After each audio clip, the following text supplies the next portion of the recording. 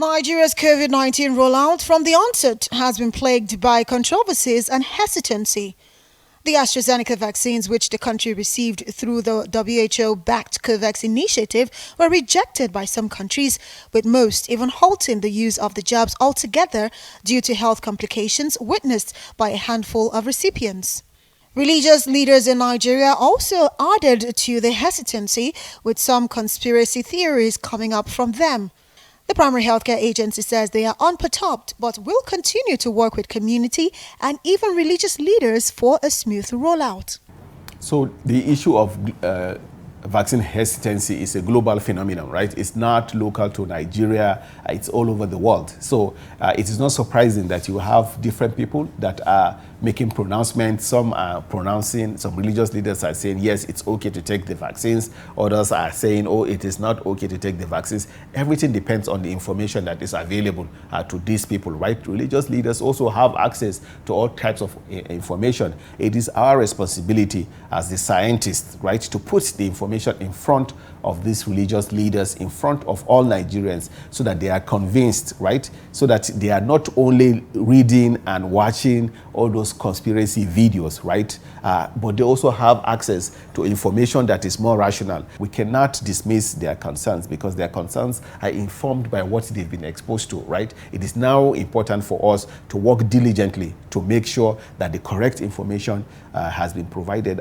Nigerian scientists have continued to lament the over-reliance on foreign-made therapeutics and vaccines in containing the pandemic, which they say can be handled with available herbs and plants in the country. We've been able to establish the therapeutic properties of compounds and phytochemicals isolated from ginger and bitter kola. A lot of fruits, a lot of vegetables, and a lot of plant-related substances should be more present in our food. People should desist from eating fat food and excessive consumption of red meat and products that are actually fast foods.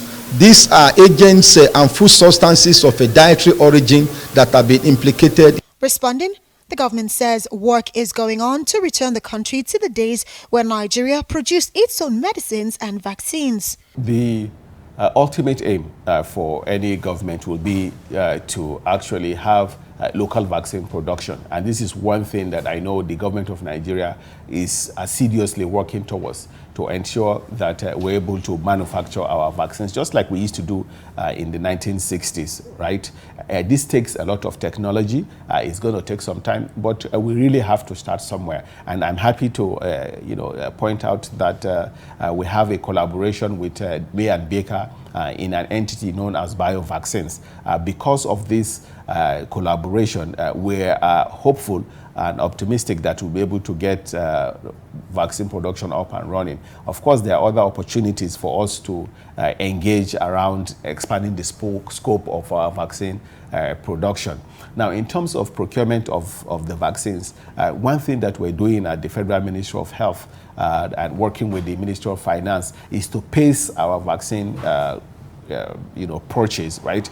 We don't want a situation where, we go and buy vaccines for over 111 million people at prices that are really at the highest level, because the demand is very high right now. So the price of the vaccines, of course, will be quite expensive. So we're watching very closely what the market presents so that we buy just enough quantities that we'll be able to use over time. I can imagine that by the end of 2021, 2022, that the prices of these vaccines are going to be much lower, because you'll have more manufacturers, more vaccines available because of an increase in the capacity, in the production capacity of these companies. So we're watching this, making sure that while we balance the procurement of vaccines, we make sure that the vaccines are available to actually vaccinate all Nigerians. Nigeria received close to 4 million doses of AstraZeneca vaccines, and with close to 2 million people inoculated across the country since March. But some Nigerians who have traveled out of the country couldn't have access to their data using the QR code provided by the government and had challenges.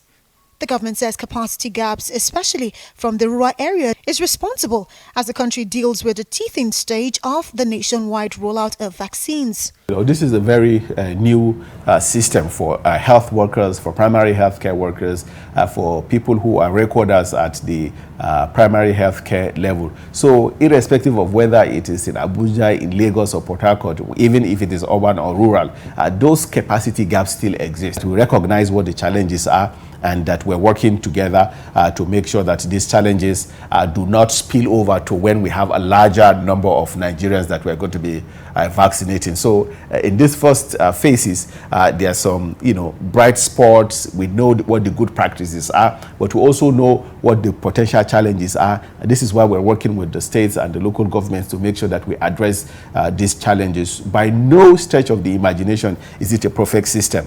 But one thing that Nigerians are good at is improvising, right? We know that it's not how many times you fall, but how you're able to pick up from those challenges. It's the same story that we've seen with the polio eradication program, right? After several years of, missing the spots, challenges, we now have been able to finally pull together in one direction and we're able to overcome wild polio virus. The website never collapsed. Of course, you will have times when, as a result of maintenance necessities, you will usually pull down, take out some hours to try and maintain the servers. And usually we will provide information that the server is down due to maintenance, but it is not a question of the website collapsing.